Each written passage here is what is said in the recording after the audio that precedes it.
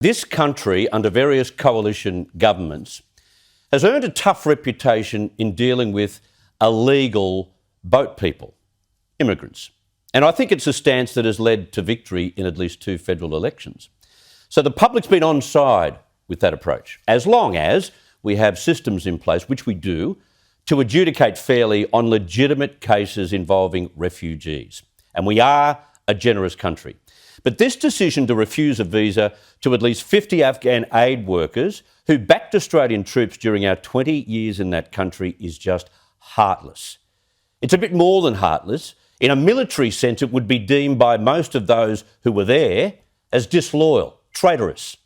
How can you pack up, leave the country, turn your back on those who were by your side in a dangerous military zone as they tried to save your backside and help Australian missions? That's not Australian. That is heartless. Now, in a letter sent to these aid workers, the Minister for Foreign Affairs, Marise Payne, wrote, "Unfortunately, you are not eligible for certification under this visa policy as you were not considered an employee of one of the Australian government agencies identified in the legislative instrument." What classic bureaucratic gobbledygook. Not employees? What, we didn't get them to sign an ADF, Human Resources Contract of Employment in the dust of Uruzgan? Like, they were part of the Hearts and Minds concept, working on the Save the Children project, a project that we led. There are a total of 100 workers who also want access to Australia. They want a visa. But this is not a massive number of people. Not now, especially when hardly a soul is receiving residency in Australia. Now, I admire Marise Payne, but she's been given dud advice here. They're obviously trying to find a line in the sand, but come on. It is the principle. We've resettled interpreters, plenty of them, over those 20 years, and rightly so. But what, another 100 is too many to take. These workers have also operated alongside our troops in our missions and, just like the interpreters, have been of great valuable assistance. They knew the lay of the land, which would have saved lives. And what's happening in that country now? Well, the Australian newspaper reports today that Taliban fighters have moved to take control of dozens of new districts in recent days. The onslaught and the revenge is on its way, as we all predicted. So not only do we pack up and leave and turn our backs on these workers, we leave them to face the barbaric return of the Taliban. And all these poor souls can do is just pray that the Taliban doesn't punish them with their lives for their efforts with and alongside Australian troops. Good luck with that. Those aid workers would have been called mate. They would have been considered the mates of some of our soldiers. You don't do that to a mate. You find a way to remove the red tape and express your thanks by giving them an opportunity to do what they did maybe in Afghanistan, in this country, and make a better life for themselves. They can make a valuable contribution here. They've shown their skills under Australian leadership.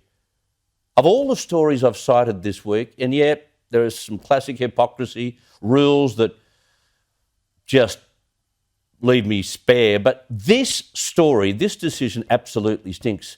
We are better than that. Heston Russell is a former Special Forces commando and the founder of Voice of a Veteran. He joins me now from Brisbane. Thank you very much for your time, Heston.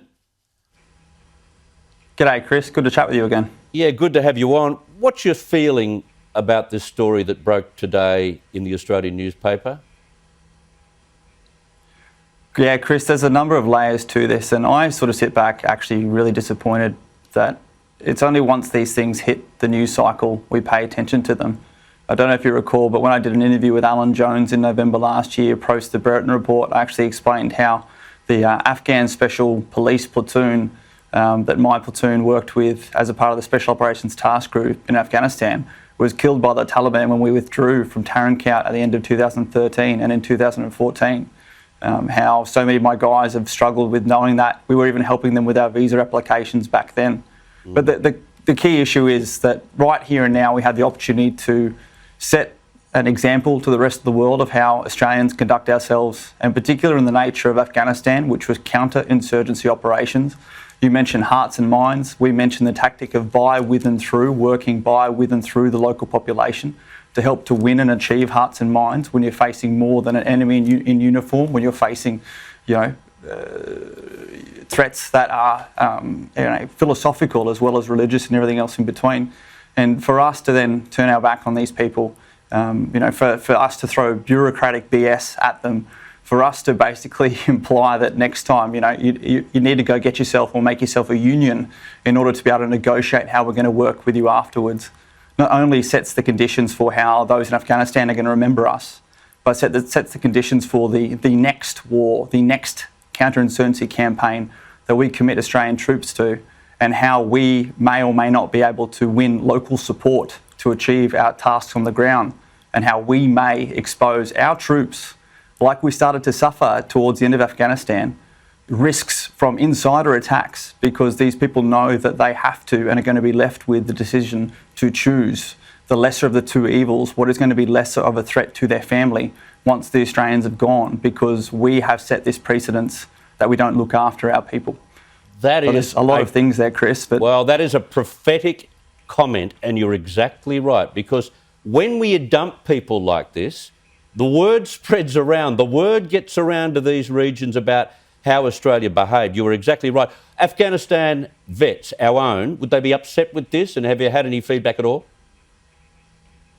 Chris, there are so many veterans finally speaking out on their social media, on the internet. I've been speaking with classmates of mine from ADFA and RMC who feel a personal obligation to some of these people that they worked with. They are literally speaking with on social media. Sky News has had Dr. Kay Danes on here before. Her and her husband Kerry engaged with the local Afghan community here in Brisbane. Down in Sydney, there are a bunch of local Afghan refugees who worked in and around Sydney when I lived down there. These are some amazing and outstanding people, and we're talking about a few who then volunteered their time in not only a war zone, but somewhere where they went home and knew that they were turning their families into targets by supporting the Australian troops. And now we are finding ways to ask why, as opposed to why not, we can allow these people in to provide them some form of refugee, because as you said, in a country that's already nearly completely handed back to the Taliban that we fought for over 15 years there. Yeah. I can't believe it. Just one quick thing. Something emerged out of Victoria today. I don't know whether you'd like to comment on that. The Victorian nurse has been released from jail last month after serving time for aiding jihadi fighters. And we heard from a court case today that that man has not renounced his commitment to violent jihad. Police told a court today they want to slap a control order on this fellow. It's a disaster waiting to happen. And we have laws in this country brought in 10 years ago that give us the power to detain or put restrictions on clowns like these. Yeah, right. I mean, I don't know enough about that, Chris. I mean, surely I would hope that the police and the legal system has enough powers these days, especially with those that have been passed. And I'm a bit cautious to comment on things, particularly with the presumption of innocence that we like to maintain in this country. Sure. Heston Russell, thank you very much for your comments on what hopefully will be revisited by the Foreign Minister. Thank you for your time. Thank you, Chris. Yeah. It didn't occur to me, but of course someone like him, a commander, would think about what's the next chapter, the next theatre of war that we have to go to, and rely on locals to save our backside. And I wonder whether they will have the same support and loyalty to us, given what we've done to this group. We're not talking thousands of people.